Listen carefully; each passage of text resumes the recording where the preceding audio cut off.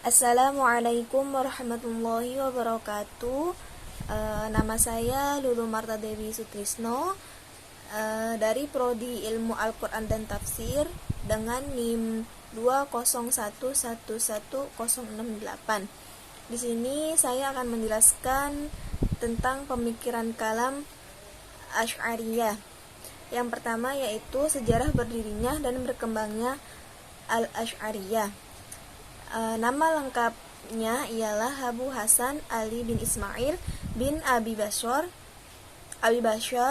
Ishaq bin Salim bin Ismail bin Abdillah bin Musa bin Bilal bin Abi Burdah Amir bin Abi Musa al-Asy'ari, seorang sahabat Rasulullah SAW. Kelompok Asy'ariyah menisbahkan namanya sehingga dengan demikian ia menjadi pendiri mazhab Asy'ariyah. Abu Hasan al-Asy'ari dilahirkan pada tahun 260 Hijriah atau 847 Masehi di Basrah dan meninggal dunia di Baghdad pada tahun 324 Hijriah atau 935 Masehi. Ketika berusia lebih dari 40 tahun, ia berguru kepada Abu Ishaq al-Marwazi, seorang faqih mazhab Syafi'i di Masjid Al-Mansur di Baghdad. Ia belajar ilmu kalam dari Al-Juba'i, seorang ketua Mu'tazilah di Basrah.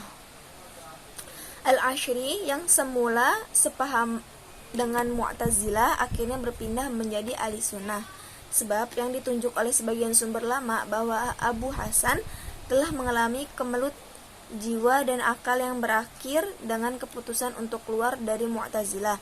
Sumber lain menyebutkan bahwa sebab ialah perdebatan antara dirinya dengan Al-Juba'i seputar masalah as-sholah dan aslah atau kemaslahatan. Al-Asy'ari menganut faham Mu'tazilah hingga sampai ia berusia 40 tahun. Setelah itu, secara tiba-tiba ia mengumumkan di hadapan jamaah Masjid Basrah bahwa dirinya telah meninggalkan faham Mu'tazilah dengan menunjukkan keburukan-keburukan dari Mu'tazilah itu sendiri. Menurut Ibn Asakir yang melatar belakangi Asy'ari, meninggalkan paham Mu'tazilah adalah pengakuan Al-Asy'ari telah bermimpi bertemu Rasulullah SAW sebanyak 3 kali, yaitu pada malam ke-10, 20, 30 pada bulan Ramadan. Dalam 3 mimpinya itu, Rasulullah SAW memperingatkannya agar meninggalkan paham Mu'tazilah dan membela paham yang telah diriwayatkan dari beliau. Setelah itu, Abu Hasan memposisikan dirinya sebagai pembela keyakinan-keyakinan salaf dan menjelaskan sikap-sikap mereka. Pada fase ini, karya-karyanya menunjukkan pada pendirian barunya. Dalam kitab Al-Ibanah, ia menjelaskan bahwa ia berpegang pada mazhab Ahmad bin Hanbal. Abu Hasan menjelaskan bahwa ia menolak pemikiran Al-Mu'tazilah, Qadariyah, Zahmiyah, Hururiyah, Rafidhah, dan Murji'ah. Dalam beragama ia berpegang pada Al-Quran, Sunnah Nabi, dan apa yang diriwayatkan oleh para sahabat tabi'in serta imam ahli hadis dan Al-Quran.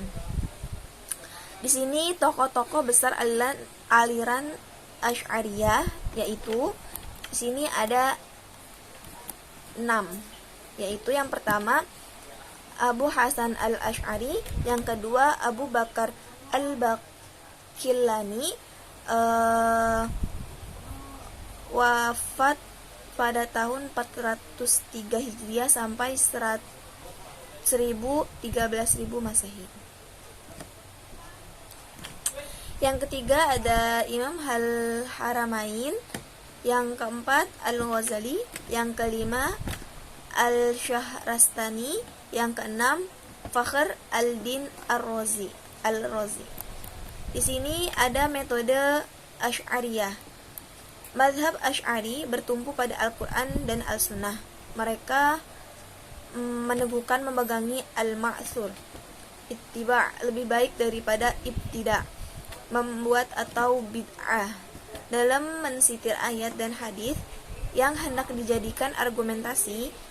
Kaum Asy'ariyah bertahap yang ini merupakan pola sebelumnya sudah diterapkan oleh Asy'ariyah.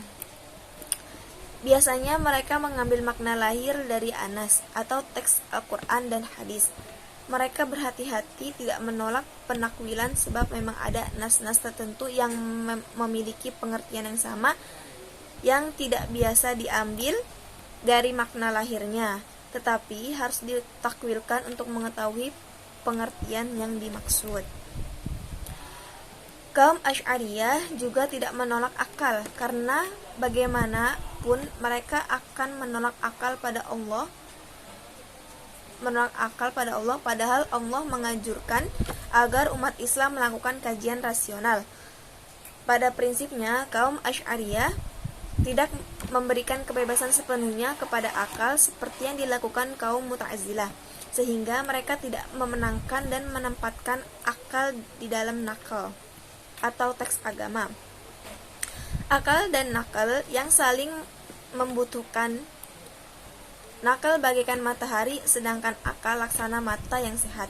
Dengan akal kita akan biasa meneguhkan nakal yang membela agama. Pandangan Asy'ariyah yaitu yang pertama, Tuhan mempunyai sifat.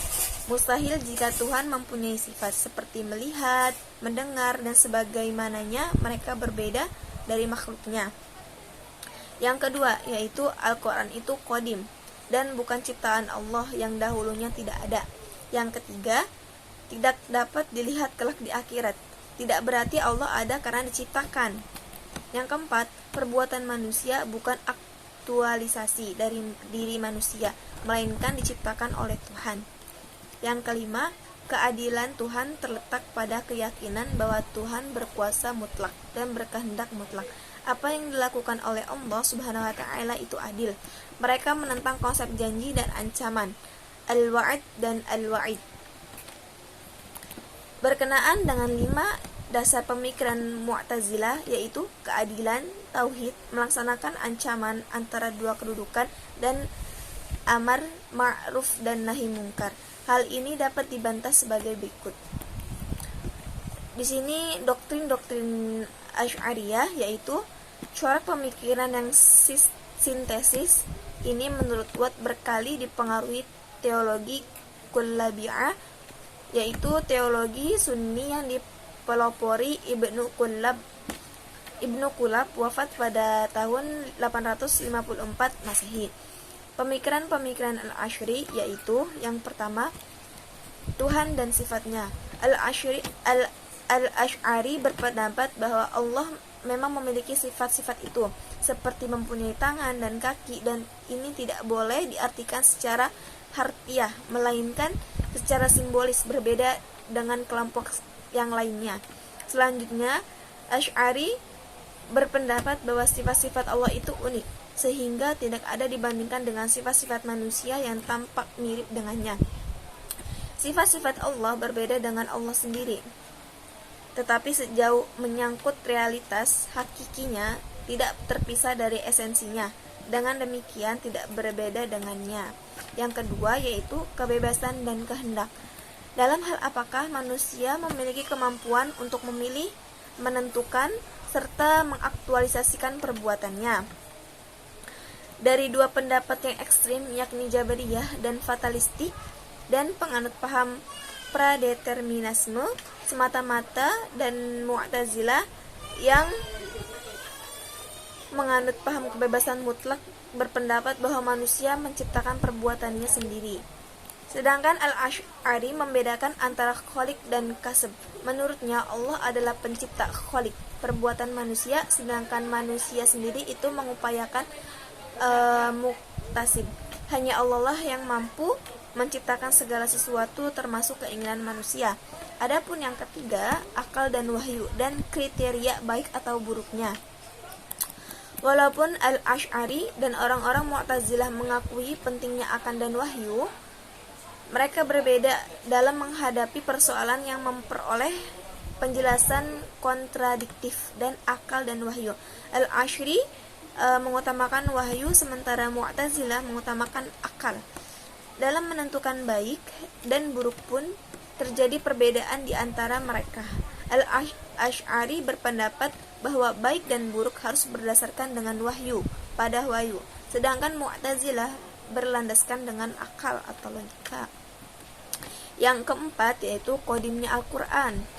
Mu'tazilah mengatakan bahwa Al-Quran diciptakan atau makhluk sehingga tak qadim, serta pandangan mazhab Hambali dan Zahiriyah yang mengatakan bahwa Allah adalah tajam kalam Allah, yang artinya yang qadim dan tidak diciptakan. Adapun yang kelima, melihat Allah. Al-Asy'ari tidak sependapat dengan kelompok-kelompok ortodoks ekstrim, terutama Zahiriyah yang menyatakan bahwa Allah dapat dilihat di akhirat dan mempercayai bahwa Allah bersemayam di arsy. Selain itu, ia tidak sependapat dengan Mu'tazilah yang mengingkari ru'yatullah, melihat Allah di akhirat. Al-Asy'ari yakin bahwa Allah dapat dilihat di akhirat, tetapi tidak dapat digambarkan. Kemungkinan ru'yat dapat terjadi bila mana ia menciptakan kemampuan penglihatan manusia untuk melihatnya. Yang keenam, keadilan. Pada dasarnya, Al-Asy'ari dan Mu'tazilah setuju bahwa Allah itu adil. Mereka hanya berbeda dalam memandangi makna keadilan. Al-Asy'ari tidak sependapat dengan Mu'tazilah yang mengharuskan Allah berbuat adil sehingga ia harus memaksa orang yang susah, orang yang salah, dan memberi pahala kepada orang yang berbuat baik. Menurutnya, Allah tidak memiliki keharusan apapun karena ia adalah penguasa mutlak. Dengan demikian, jelaslah bahwa Mu'tazilah mengartikan keadilan dari visi manusia yang memiliki dirinya, sedangkan Al-Asy'ari dari visi bahwa Allah adalah pemilik mutlak. Adapun yang ketujuh yaitu kedudukan orang yang berdosa.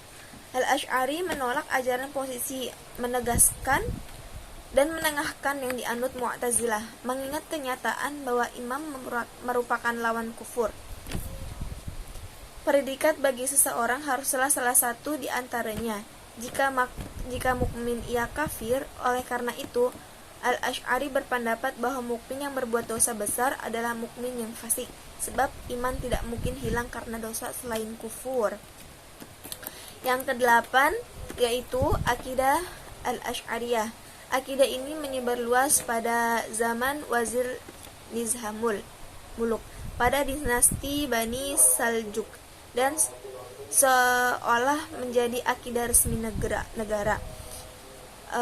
Pahaman Asy'ariyah semakin berkembang lagi pada masa keemasan Madrasah An-Nizamiyah, baik yang ada di Baghdad maupun di kota Naisabur. Madrasah Nizamiyah yang di Baghdad adalah universitas terbesar di dunia, didukung oleh para petinggi negeri itu seperti Al-Mahdi bin Tumirat dan Nuruddin Mahmud Zanki serta Sultan Salahuddin Al-Ayyubi. Juga didukung oleh sejumlah besar ulama, terutama para fuqaha madhab Asy-Syafi'i dan madhab Maliki periode akhir, sehingga wajar apabila dikatakan bahwa akidah Al-Asy'ariyah ini adalah akidah yang terbesar dan terkenal di dunia. Sekian penjelasan ilmu kalam menurut Al-Asy'ariyah. Kurang lebihnya mohon maaf. Wassalamualaikum warahmatullahi wabarakatuh.